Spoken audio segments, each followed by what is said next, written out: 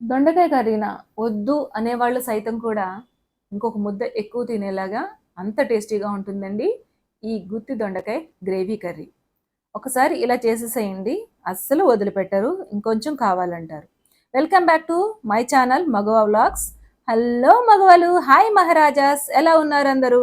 రండి గుత్తి దొండకాయ gravy curry చేసేద్దాం.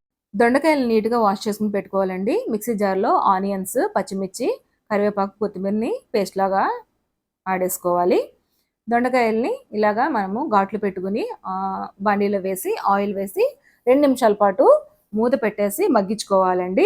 2 నిమిషాల తర్వాత ఇలాగా మనకి దొండకాయలు అనేవి మగ్గిపోతాయి. ఇప్పుడు వీటిని పక్క తీసేసి అదే బండిలో ఆనియన్ పేస్ట్ని వేసి కొంచెం సేపు వేయించుకోవాలండి. సో 2 నిమిషాల తర్వాత ఈ ఆనియన్ పేస్ట్లోకి ముందుగా మనము ఏదైతే దొండకాయలు వేయించుకుని పెట్టుకున్నామో వాటిని కూడా వేసేసి కొంచెం సేపు మగ్గనివ్వాలండి ఇలాగా.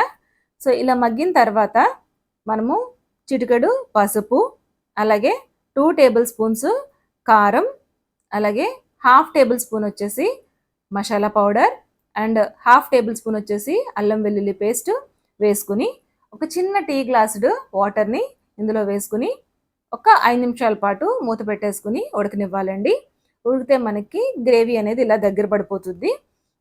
ఇలా గ్రేవీ దగ్గర పడగానే కొంచెం చింతపండు రసాన్ని జస్ట్ ఒక నిమ్మకాయ సైజ్ అంత, చిన్న నిమ్మకాయ సైజ్ అంత వేసుకుంటే ఇందులో 2 నిమిషాల పాటు ఉడికించిన తర్వాత ఇలా మనకి గుత్తి దొండకాయ గ్రేవీ కర్రీ అనేది కంప్లీట్ అయిపోయినట్టే అండి.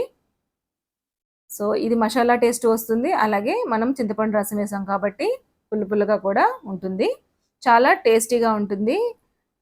అండ్ దొండకాయ కర్రీ తిన్న వాళ్ళకి ఇలా గనక పెడితే కనుక చాలా ఇష్టంగా తింటారు. చూస్తున్నారు కదా గుత్తి దొండకాయ గ్రేవీ కర్రీ. సో ఈ రెసిపీ కనుక మీకు కనుక నచ్చినట్లయితే లైక్ చేయండి, షేర్ చేయండి, సబ్స్క్రైబ్ చేసుకోవడం మాత్రం మర్చిపోవద్దు. Thank you for watching. ఉంటా అండి మరి. Bye bye.